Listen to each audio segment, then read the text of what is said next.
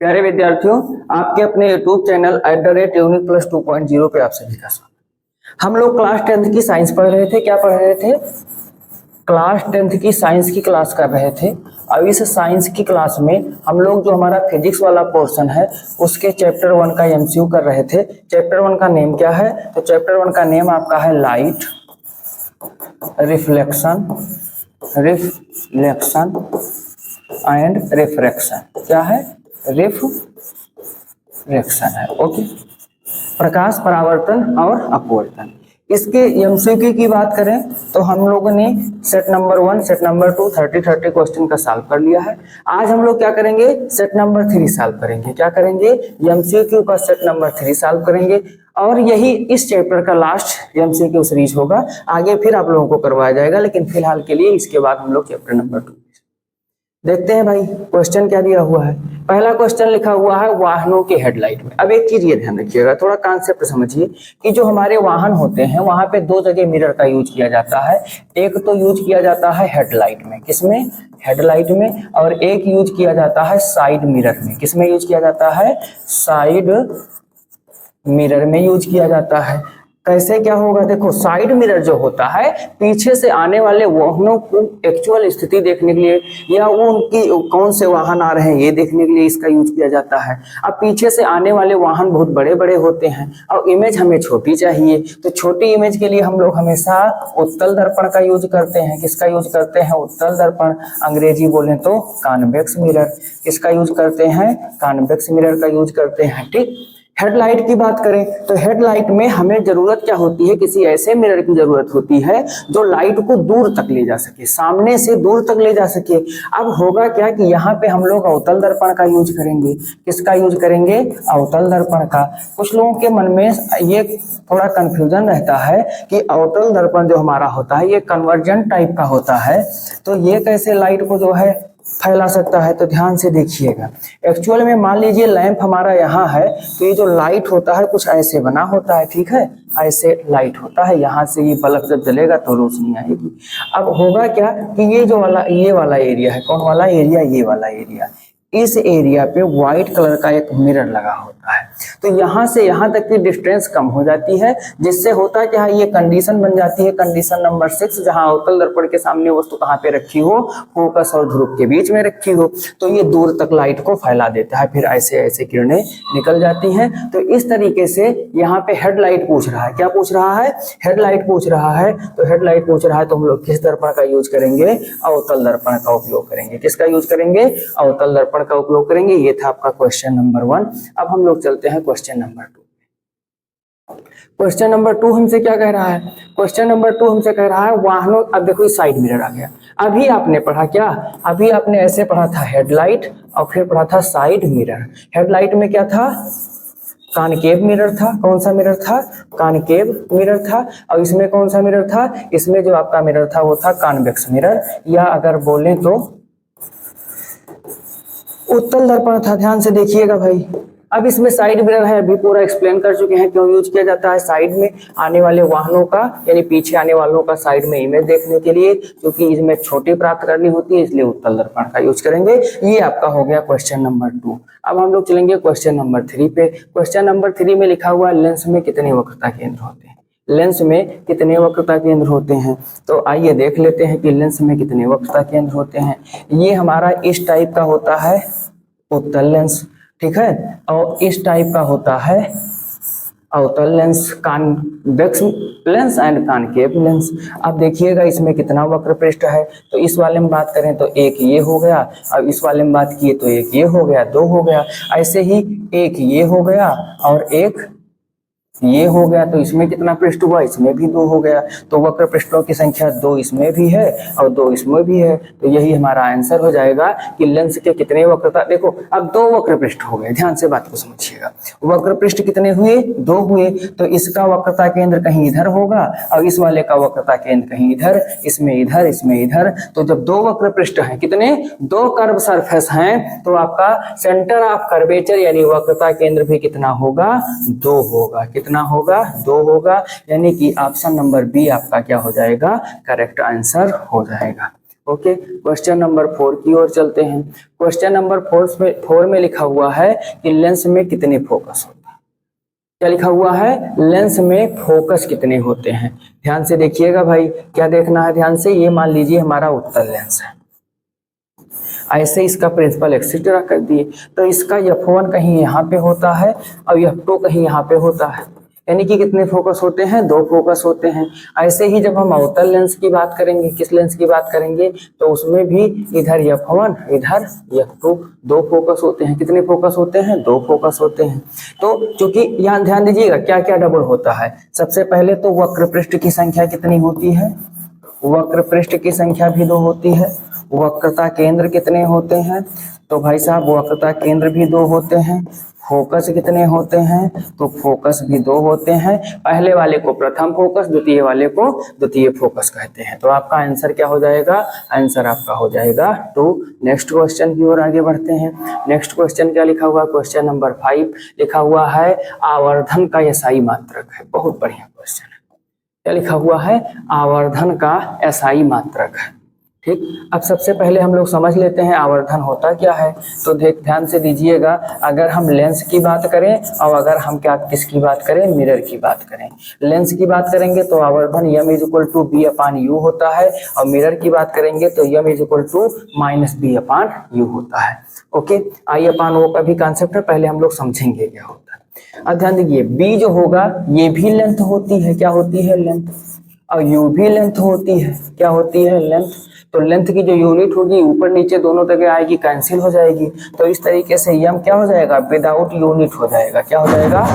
Without unit हो जाएगा। क्या हो जाएगा? विदाउट यूनिट हो जाएगा। अब विदाउट यूनिट हो जाएगा तो इसका ना तो मीटर होगा, ना डायरेक्टर, ना मीटर सेकंड होगा। इसकी यूनिट क्या हो जाएगी? ऑप्शन नंबर डी आपका करेक्ट आंसर हो जाएगा। इनमें से कोई नहीं। आवर्धन का, इसका आवर्धन का मात्रक क्या होता है? ये एक बीमाहीन राशि यानी मात्रकहीन राशि है। ठीक है, इसका कोई मात्रक नहीं होता है, ये केवल एक संख्या होती है। ये केवल क्या होती है? एक संख्या या नंबर होती है। आवर्धन क्या होता है? आवर्धन एक संख्या या नंबर होती है, इसका कोई मात्रक नहीं होता है। ओके, नेक्स्ट क्वेश्चन की ओर आगे बढ़ते हैं। क्वेश्चन नंबर 5 के बाद में हम लोग पहुंचेंगे क्वेश्चन नंबर 6 पे। तो जब क्वेश्चन नंबर 6 पे पहुंचेंगे, क्वेश्चन नंबर 6 में लिखा हुआ है लेंस की क्षमता का एसआई मात्रक। लेंस की क्षमता, लेंस की जो क्षमता होती है P क्या होता है? 1/f जब मीटर में होता है, और यही 100/f हो जाता है जब ये आपका फोकस किस में होता है? सेंटीमीटर में होता है। ध्यान से देखिएगा, तो इसका जो मात्रक होता है क्या होता है? डायोप्टर होता है। इसका मात्रक क्या होता है? इसका मात्रक होता है डायोप्टर होता है। हिंदी में लिखा जाता है कैसे? डायोप्टर। ठीक, देखिए इसमें मीटर सेकंड नहीं, कोई मात्रक, मीटर ही यही होगा, बस ये डियोप्ट्रे मतलब इसका एक्चुअल हिंदी लिख दिया गया है, बट हिंदी में इसको क्या लिखते हैं? डायोप्टर लिखते हैं। ऑप्शन नंबर बी इसका क्या हो जाएगा? करेक्ट आंसर हो जाएगा। ओके, नेक्स्ट क्वेश्चन की ओर आगे बढ़ते हैं। क्वेश्चन नंबर 6 के बाद में क्वेश्चन नंबर 7 बहुत इजी क्वेश्चन है। इजी क्या है? इस क्वेश्चन में आपसे पूछ रहा था कि प्रकाश किस रेखा में चलता है। अरे भाई, तो ये तो बच्चे पता होगा कि प्रकाश किस रेखा में चलता है। प्रकाश सीधी रेखा में चलता है। ओके, तो इस पे ज्यादा फोकस करने की हमको जरूरत नहीं थी। प्रकाश ऑलवेज सीधी रेखा में चलता है। अच्छा, यदि कोई आपसे पूछे कि प्रकाश सीधी रेखा में चलता है, सिद्ध कीजिए। क्या पूछे? यदि कोई आपसे पूछे कि प्रकाश सीधी रेखा में चलता है, इसको सिद्ध कीजिए, तो आपको सिर्फ एक लाइन बोलना है। क्या बोलना है? कि चूंकि प्रकाश अपारदर्शी वस्तुओं की छाया, जिसको आप लोग परछाई कहते हैं, क्या कहते हैं? परछाई बना देती है। यही बताता है कि प्रकाश किस रेखा में चलता है? सीधी रेखा में चलता है। हम लोग अपने क्वेश्चन की ओर बढ़ेंगे। क्वेश्चन हमारा क्या है? उत्तल लेंस। उत्तल लेंस कैसा होता है? तो उत्तल लेंस कैसा होता है? कन्वर्जेंट वाला होता है। कैसा होता है? कन्वर्जेंट होता है, यानी अभिसारी होता है। क्या होता है?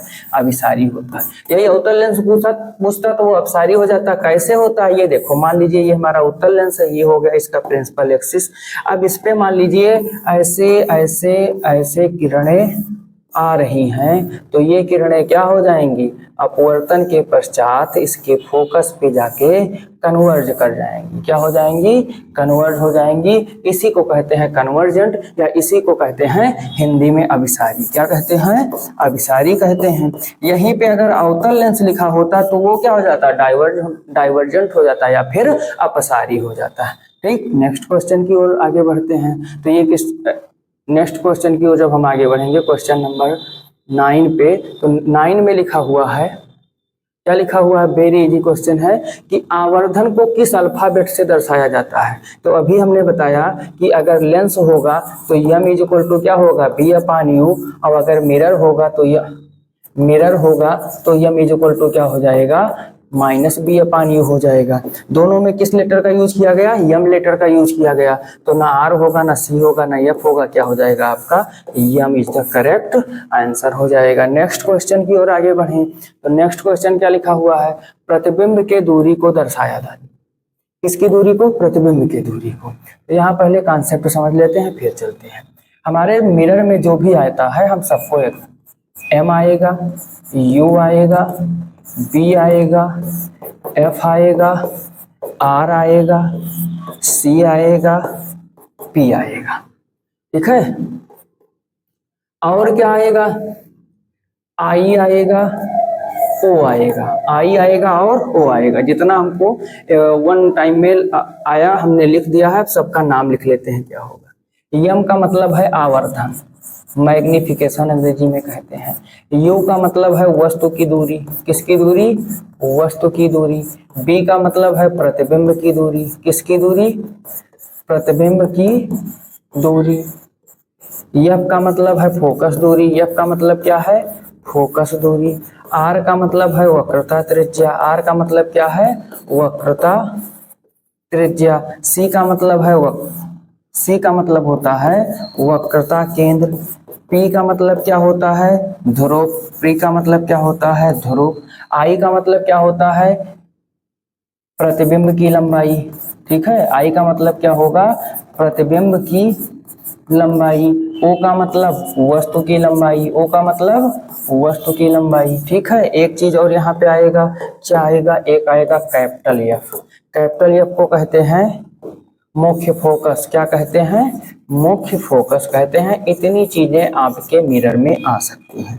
अब हम लोग अपने क्वेश्चन की ओर आएंगे। कह रहा है प्रतिबिंब की दूरी, किसकी दूरी, प्रतिबिंब की दूरी। देखो भाई, आवर्धन हो गया, वस्तु की दूरी, ये प्रतिबिंब की दूरी को किससे, बैन वाले बी से डिनोट किया जाता है। किससे डिनोट किया जाता है, बैन वाले बी से डिनोट किया जाता है। इसका आप लोग स्क्रीनशॉट कर लीजिएगा ताकि आप लोगों को पता रहे कि हाँ कौन सी दूरी या किस लेटर से किस चीज को डिनोट किया जाता है। ओके, अगर यहाँ यू की बात होती तो यू क्या हो जाएगा, तो यहाँ पे आपका यू क्या हो जाएगा, ध्यान से देखिएगा, ये यू हो जाता वस्तु की दूरी। ठीक है, यम क्या हो जाएगा, आवर्धन। एफ क्या हो जाएगा, स्मॉल एफ है तो फोकस दूरी हो जाएगा। ओके, नेक्स्ट क्वेश्चन की ओर आगे बढ़ते हैं। Question number 11। क्वेश्चन नंबर 11 क्या है कि वस्तु की दूरी को दर्शाया जाता है। देखो भाई, सेम क्वेश्चन है। अभी हम लोगों ने पूरा लिखा है कि सबको किससे दर्शाया जाता है, तो जो वस्तु की दूरी होगी उसको किससे दर्शाया जाएगा, यू से दर्शाया जाएगा। ये हो गया क्वेश्चन नंबर 11। 11 के बाद में हम लोग चलेंगे क्वेश्चन नंबर 12 पे। 12 नंबर क्या कह रहा है कि प्रकाश की किरणों के समूह को क्या कहते हैं। प्रकाश की किरणों के समूह को क्या कहते हैं, ध्यान दीजिएगा। तो जो प्रकाश किरणों का समूह होता है उससे लाइट बीम कहते हैं। क्या कहते हैं, लाइट बीम कहते हैं। ठीक है, प्रकाश पुंज कहते हैं। क्या कहते हैं, लाइट बीम अंग्रेजी में कहते हैं और हिंदी में क्या कहते हैं, प्रकाश पुंज कहते हैं। और ये जो प्रकाश पुंज होता है ये 3 टाइप का होता है। पहला होता है अभिसारी। पहला क्या होता है, अभिसारी किरण पुंज, अभिसारी किरण पुंज या प्रकाश पुंज। दूसरा होता है अपसारी। दूसरा क्या होता है, अपसारी प्रकाश पुंज। और तीसरा क्या होता है, समांतर। तीसरा क्या होता है, समांतर प्रकाश पुंज। ओके, अब यदि इनका स्ट्रक्चर आपको देखना है तो ध्यान से देखिएगा। अभिसारी क्या होगा, अगर ऐसे ऐसे एक बिंदु पर सारी किरणें आकर के मिल रही हैं तो इसको हम लोग क्या कहेंगे, अभिसारी किरण पुंज कहेंगे। एक बिंदु से शुरू होकर के चारों दिशाओं में ऐसे किरणें निकल रही हैं तो इसको क्या कहेंगे, अपसारी या डाइवर्जेंट कहेंगे। और यदि सबके बीच का अंतर समान है, ऐसे किरणें निकल रही हैं तो इसको समांतर किरण पुंज कहेंगे या पैरेलल किरण पुंज कहेंगे। ओके, तो ये याद रखिएगा, जो प्रकाश पुंज होता है कितने प्रकार का होता है, 3 टाइप का होता है। कितने प्रकार का होता है, 3 टाइप का होता है। ओके, नेक्स्ट क्वेश्चन नंबर 13 पे आगे बढ़ेंगे। 13 नंबर कह रहा है कि समतल दर्पण की फोकस दूरी होती है। क्या पूछ रहा है, समतल दर्पण की फोकस दूरी। ठीक है, नया क्वेश्चन है, इसको सबसे पहले समझ लीजिएगा। कौन सा मिरर पूछ रहा है, प्लेन मिरर। तो सबसे पहली बात, प्लेन जो मिरर होता है, हमने आपको पहले ही दिन बताया था कि यह भी एक प्रकार का स्फेरिकल मिरर होता है। और ये जिस स्फेरिकल से बना होता है उसकी जो रेडियस होती है वो क्या होती है, इन्फिनिटी, यानी अनंत त्रिज्या के गोलीय दर्पण से, गोले से काट करके आपका समतल दर्पण बनाया जाता है। अब हमसे पूछ रहा है फोकस दूरी, तो आर दिया हुआ है, एफ निकालना है। एफ इज इक्वल टू क्या होगा, r/2, यानी एफ इज इक्वल टू हो जाएगा इन्फिनिटी/2। अब याद रखिएगा, इन्फिनिटी में चाहे किसी चीज से गुणा किया जाए, चाहे किसी चीज को जोड़ा जाए, चाहे घटाया जाए, चाहे डिवाइड किया जाए, सब में आंसर आपका क्या आएगा, इन्फिनिटी आएगा। तो इस तरीके से इस क्वेश्चन का आंसर क्या हो जाएगा, ऑप्शन नंबर डी हो जाएगा, यानी अनंत हो जाएगा। समतल दर्पण की फोकस दूरी और वक्रता त्रिज्या दोनों क्या होती है, दोनों का दोनों अनंत होती है। ओके, क्वेश्चन नंबर 14 में क्या लिखा हुआ है, 14 में लिखा हुआ है उत्तल दर्पण में वस्तु दूरी का मान कैसा होता है। अब ये एक दिन हमने चार्ट बना के आपको बताया था, और उस चार्ट में हमने आपको क्या बताया था कि यदि u का मान पूछेगा तो चाहे क्या हो, मिरर हो, चाहे मिरर हो कोई भी, और चाहे कोई भी लेंस हो, सारे में u का मान क्या होता है, निगेटिव होता है, यानी कि ऋणात्मक होता है। कैसा होता है, u का मान हमेशा कैसा होता है, निगेटिव होता है। ओके, तो u का मान निगेटिव होगा, u का मान कैसा होगा, निगेटिव होगा। ठीक है, अगर यही प्रतिबिंब पूछ रहा है तो उत्तल दर्पण में भी पॉजिटिव हो जाता है, उत्तल दर्पण का f भी पॉजिटिव होता है। उत्तल दर्पण में b का मान क्या होता है, धनात्मक होता है, और उत्तल दर्पण में f का मान भी क्या होता है, धनात्मक होता है। ठीक, तो ये था आपका क्वेश्चन नंबर 14। आगे बढ़े क्वेश्चन नंबर 15 पे। 15 नंबर क्या कह रहा है, 15 नंबर कह रहा है उत्तल दर्पण से बना प्रतिबिंब, बना काल्पनिक प्रतिबिंब। कैसा प्रतिबिंब, काल्पनिक। अब ध्यान दीजिएगा, जैसे काल्पनिक आ जाए तो आपके दिमाग में आ जाना चाहिए कि ये कैसा होगा, सीधा भी होगा। कैसा होगा, सीधा होगा, और सीधा होने के साथ क्योंकि उत्तल दर्पण है तो छोटा भी होगा। ठीक, तो सीधा और छोटा होना चाहिए। वो आपसे पूछ क्या रहा है, कह रहा है सीधा एवं आवर्धित, तो गलत, उल्टा है, ये भी गलत, इनमें से कोई। लिखा हुआ हरासित, हरासित का मतलब होता है छोटा, हरासित का मतलब क्या होता है, छोटा। हरासित का मतलब एक्चुअल में हुआ क्या कि उसकी लंबाई में कमी आ गई हो, तो वही क्या हो जाएगा, छोटा। इसका मतलब क्वेश्चन नंबर 15 में आपका ऑप्शन नंबर ये क्या हो जाएगा, करेक्ट आंसर हो जाएगा। नेक्स्ट क्वेश्चन की ओर आगे बढ़ते हैं। Question number 16। क्वेश्चन नंबर 16 में क्या लिखा हुआ है, ध्यान से देखते हैं। लिखा हुआ है प्रकाश की चाल सबसे अधिक किस माध्यम में होती है, सबसे अधिक किस माध्यम में होती है। देखो, सबसे बड़ी बात ये जाने कि अगर मीडियम हमारा डेंस है, मीडियम क्या है, डेंस है, यानी सघन है, तो वहां प्रकाश की चाल कम हो जाएगी।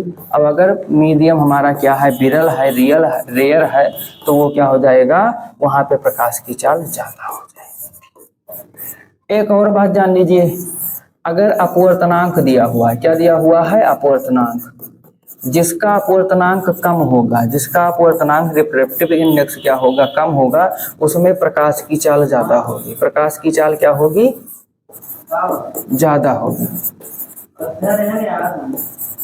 ज्यादा होगी। और जहां पे अपवर्तनांक क्या हो जाएगा, ज्यादा हो जाएगा, वहां पे प्रकाश की चाल क्या हो जाएगी, कम हो जाएगी। प्रकाश की चाल क्या हो जाएगी, कम हो जाएगी। ध्यान से देखिए, कांच में अपवर्तनांक ज्यादा होता है, यहाँ भी कम, पानी का भी कुछ ज्यादा होता है, यहाँ भी कम, लोहे का और ज्यादा होता है, यहाँ भी कम। बचा निर्वात, निर्वात का अपवर्तनांक सबसे कम होता है, इसी में प्रकाश की चाल ज्यादा हो जाएगी। और इसमें जो प्रकाश की चाल होती है 3 × 10⁸ मीटर प्रति सेकेंड के इक्वल होती है। ओके, नेक्स्ट क्वेश्चन की ओर बढ़ते हैं। Question number 17। क्वेश्चन नंबर 17 बहुत इजी सवाल है, इसको तो आप लोग आई क्लोज करके बता सकते हैं। पूछ रहा है लेंस कितने प्रकार का होता है। क्या पूछ रहा है? पूछ रहा है लेंस कितने प्रकार का। अरे भाई 2 प्रकार का होता है। कौन नहीं जानता है कि लेंस जो होता है पहला है कॉन्वेक्स लेंस और दूसरा क्या है? Concave lens. ओके, तो 2 प्रकार का होता है, इसमें भी आप लगा देंगे ऑप्शन नंबर, ये आपका करेक्ट आंसर। ठीक, नेक्स्ट क्वेश्चन नंबर 18 हमसे क्या कह रहा है? 18 पूछ रहा है कि अवतल दर्पण है। तो ध्यान दीजिएगा, चाहे हम अवतल दर्पण की बात करें और चाहे उत्तल लेंस की बात करें, किसकी बात करें? उत्तल लेंस की बात करें, इन दोनों का नेचर कन्वर्जेंट और डाइवर्जेंट के मामले में सेम होता है। तो इसका भी जो नेचर होगा वो कैसा नेचर होगा? कन्वर्जेंट वाला, यानी कन्वर्जेंट का नेचर होगा, यानी कि ये क्या होगा? अभिसारी होगा। यानी कि ये क्या होगा? अभिसारी होगा। तो आपका ऑप्शन नंबर ए हो जाएगा। इस सेट में केवल इतने ही क्वेश्चन थे। इस सेट में कितने क्वेश्चन थे? केवल इतने ही क्वेश्चन थे। इस तरीके से आप लोगों का तीनों सेट जो एमसीक्यू का था chapter 1 light, reflection and refraction का, ये फिनिश होता है। ठीक है, आप लोग अच्छे से एमसीक्यू करिएगा क्योंकि 20 नंबर का सवाल है। कितने नंबर का सवाल है? 20 नंबर का सवाल है। नेक्स्ट चैप्टर के एमसीक्यू के साथ आपको फिर मिलेंगे, तब तक के लिए अपनी पढ़ाई आप लोग